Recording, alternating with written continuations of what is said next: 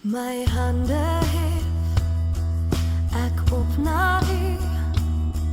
Ek loof U naam en buig voor U. Goeiemôre, pastoor Wally van Huis van Gebedsbediening vanoggend hier by julle met 'n woord. Hoe klink dit? Medewerkers van God.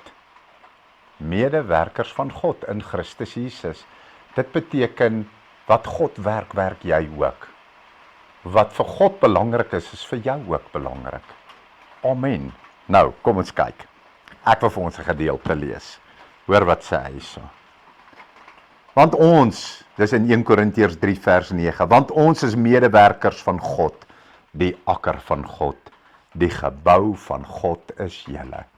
Nou hierdie, die gebou van God is julle, jy is 'n gebou van God. En volgens die genade van God wat aan my gegee is, het ek ook 'n bekwame boumeester geword wat die fondament lê. En 'n ander bou daarop, maar elkeen moet oppas hoe hy daarop bou. Want niemand kan 'n ander fondament lê as wat daar gelê is nie. Dit is Jesus Christus. Julle, die Here Jesus is die fondament en dit is die fondament wat ons altyd deur in almal moet plant en lê. Niks anders nie. Nee.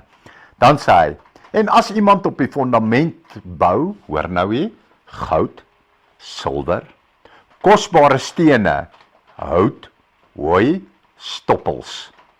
Elkeen se werk sal aan die lig kom, want die dag sal dit aanwys, omdat dit deur vuur geopenbaar gemaak sal word.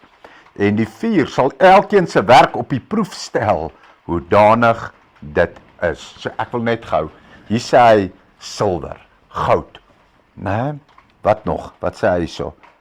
Silwer, goud, kosbare stene, hout, hooi, stoppels. Julle, hoor gou hier. Ek wil eers sê, jy is 'n gebou van God, so aan wie moet jy eers die hardste werk? Jouself.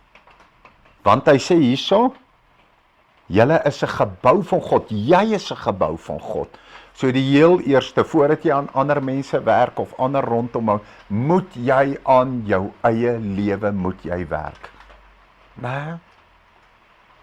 En jy moet 'n gebou van God wees. So nou sê hy, die vuur sal eendag openbaar, nee, of jou werk gaan staande bly. Nou ek wil vir julle vra, kan goud in vuur staande bly? Ja. Nee, al smel dit, nee, dit gaan nie weg nie. Nee, silwer, kan silwer in vuur staande bly? Ja. Hout, gaan hout in vuur staande bly? Nee, dit gaan wegbrand, nee. Hoi, nee. Stoppels, nee. Julle luister gou hierso.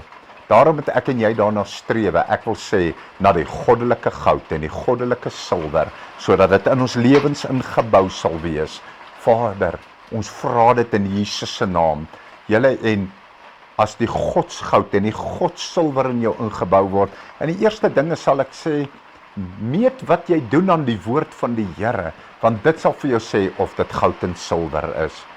En dan, die woord sal ook vir jou sê, dat daar hooi, hout en stoppels in jou lewe is, want die vuur sal kom, hout, hooi en stoppels wegbrand.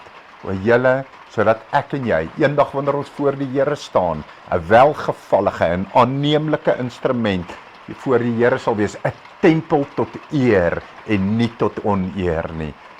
Dit is, ek sien in hierdie gedeelte, dit is so belangrik, dat ek en jy daarna sal strewe.